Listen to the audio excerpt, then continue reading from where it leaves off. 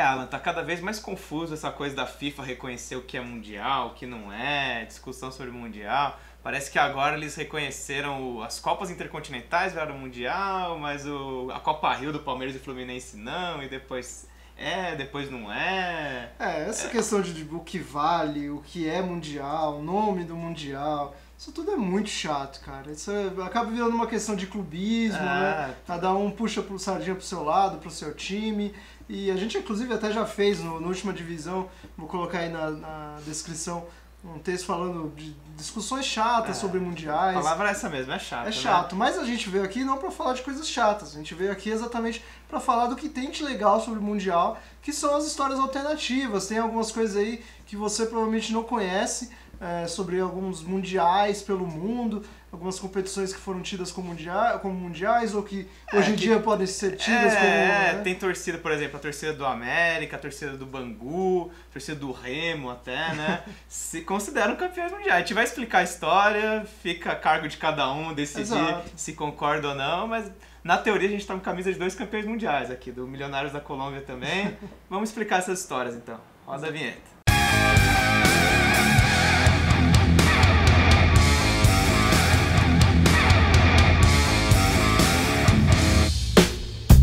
Bom, antes da gente contar essa história pra vocês, já vou deixar aí um convite para quem não está inscrito no canal se inscrever, também deixar o seu like no nosso vídeo, que isso é importante pra gente e pra você também sempre receber as notificações, e também compartilha, né? Acho que é importante a gente compartilhar esse tipo de história, que realmente pouca gente conhece, vale a pena ser divulgada. Umas histórias se perdem no tempo, né? Pra você ver como essa discussão sobre Mundial de Clubes é antiga, que volta lá para os anos 50 e tem um time que se considera o primeiro campeão mundial da história, mas é meio, né?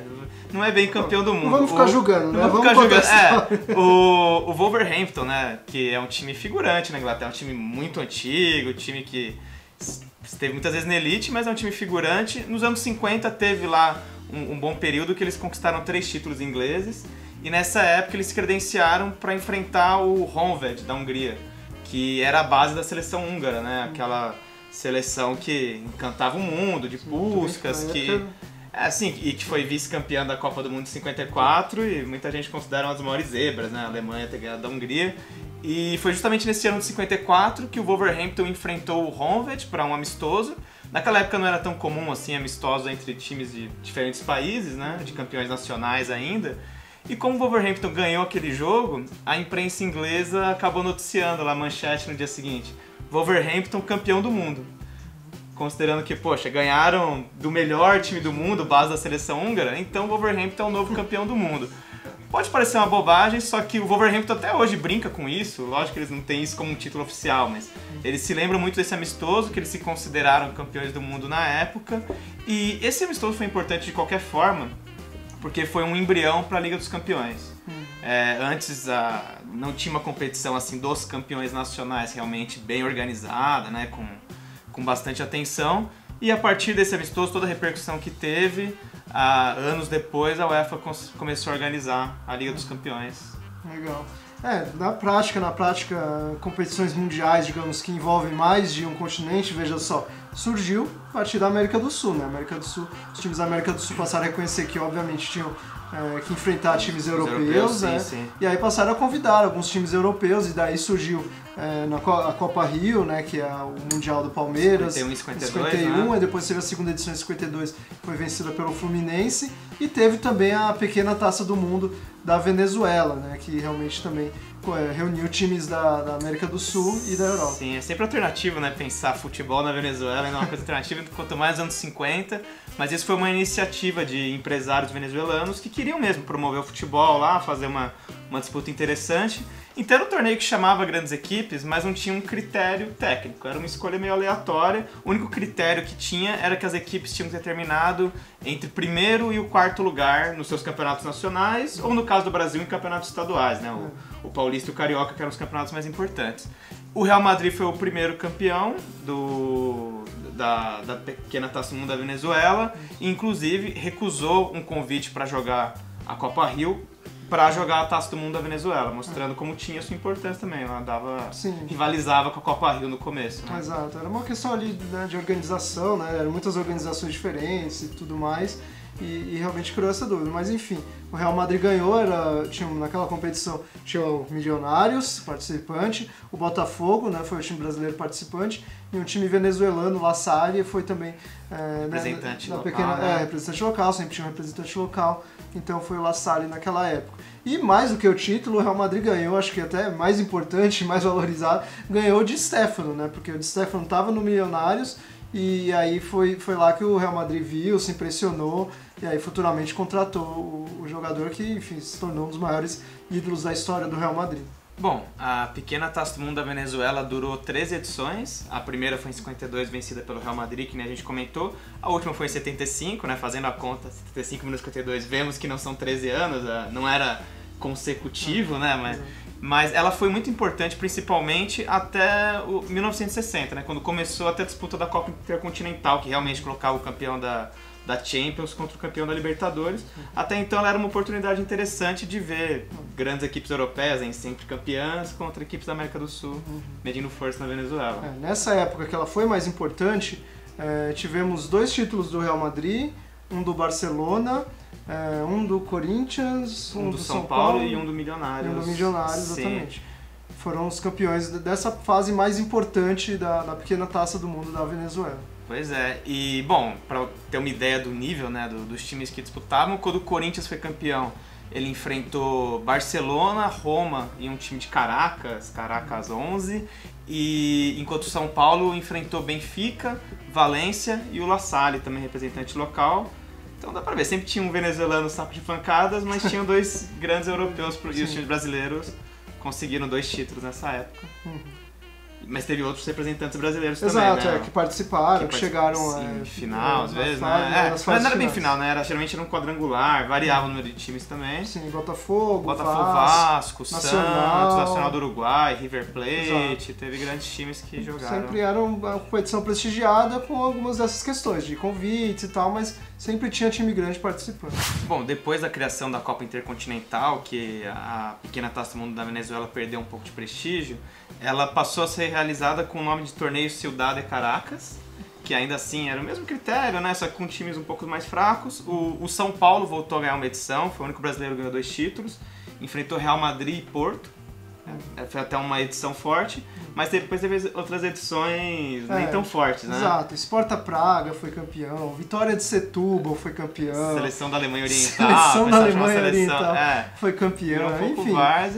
E aí a última edição foi em 70, o Santos foi campeão. Foi vice-campeão. Foi vice-campeão, mas tinha times como Chelsea, Werder Bremen, mas o que marcou mesmo essa edição foi uma confusão lá. Teve um protesto no dia de um jogo do Santos, e isso em 70, né? O Pelé estava concentrado com a seleção brasileira, ia jogar a Copa, mas estava lá. Quem não era do Santos, que não estava na seleção, estava lá. E o zagueiro Ramos Delgado, né? Um zagueiro histórico do Santos, acabou apanhando esse dia. Foi um dos feridos de uma confusão que teve no estádio antes de um jogo, por um protesto. Bom, resumindo a história, 2 times brasileiros ganharam essa pequena Taça do Mundo da Venezuela. O São Paulo 2 vezes e o Corinthians 1 vez. Tem um terceiro time que diz também ter ganhado o Mundial na Venezuela, que é o Remo, só que a história não é bem assim. Não é o mesmo torneio que São Paulo e Corinthians venceram. No caso, o torneio que o Remo venceu, que era o Torneio Internacional de Caracas, jogado em 1950, teve apenas o Remo e times venezuelanos. Então não era a mesma coisa. Foi um embrião, assim.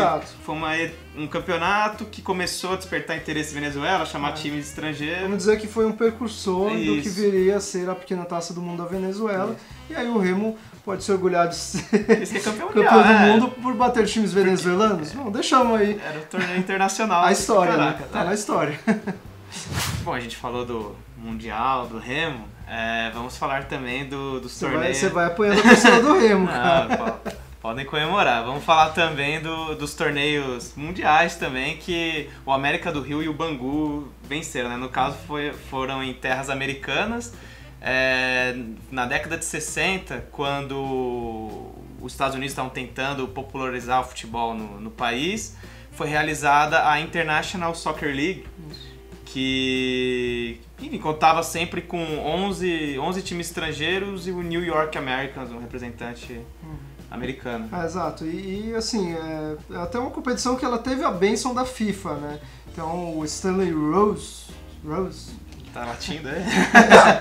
ele abençoou ele foi um dos que organizou a Copa Rio, sim. E ele abençoou, deu autorização e enfim, considerou uma competição mundial. Sim, sim. Época. Tanto que essa edição vencida pelo Bangu teve alguns times bem importantes. Começa por Bayern de Munique, mas teve Sampdoria, Nice da França, Estrela Vermelha. Então foi um torneio entre de times respeito. Que eram campeões, e o Bangu também tinha um grande time em 60, ele tinha sido vice-campeão carioca de 59. Exato. Então... E aí assim ele conseguiu chegar na final e, né, no meio de tantos times assim, acabou pegando uma grande zebra também, que foi o Kilmarnock da Escócia. Foi bem, meu escocês? Vamos soltar, sotaque tá bom. O sotaque escocês. E aí ganhou, 2 gols do Walter, mas a grande estrela daquele time era o Ademir da Guia. Ah, né? sim. Era o craque, enfim, que depois acabou indo pro Palmeiras, naquela época era um moleque, depois foi pro Palmeiras, enfim. Foi realmente marcante aquele time, né? Um time de muita qualidade do Bangu. O Bangu sempre foi uma equipe média, uma equipe bem modesta, né? E pegar essas equipes e ganhar bem, foi realmente, nem nós, às vezes, acreditávamos no que estava acontecendo. Pois é, e bom, o torneio seguiu por mais alguns anos e um outro brasileiro acabou sendo campeão. Em 62, o América do Rio derrotou o Belenenses de Portugal na final e também venceu. Mas outros clubes brasileiros disputaram também. O Bahia, por exemplo, jogou uma edição também, teve outros brasileiros. Bom, e esse torneio americano que a gente comentou, além desses 2 brasileiros, teve outros times de menor expressão que foram campeões, como o West Ham da Inglaterra, o Dukla Praha da República Tcheca, né, Tchecoslováquia na época, todos campeões mundiais. E do Brasil, né, retomando, a gente então listou 2 títulos do São Paulo, um do Corinthians, um do Remo, um do América do Rio, um do Bangu. São todos campeões mundiais, então? Aquela polêmica, né? Enfim, torneios que tinham nome mundial no nome, né? No nome tinha a palavra mundial, ou que contavam com representantes de vários continentes. De alguma forma, forçando jornais, a barra. né? É isso, algumas manchetes de jornal, né? Que falam campeão do mundo. Wolverhampton também, né? Que tem essa história. Enfim, são histórias importantes, né? A gente não pode tanto ficar julgando com a cabeça que a gente tem hoje, ficar julgando o que aconteceu lá numa época que era totalmente diferente, né? Então vamos evitar julgar, vamos olhar para a história e não deixar de valorizar essa história desses clubes que são muito importantes. Né? E é isso, foi mais um Memório D.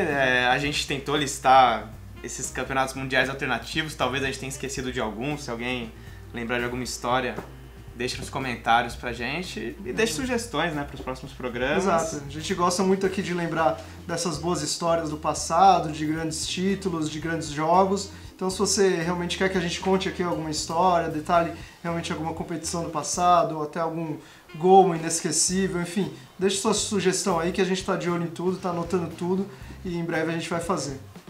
Falou, obrigado, tchau. Até a próxima.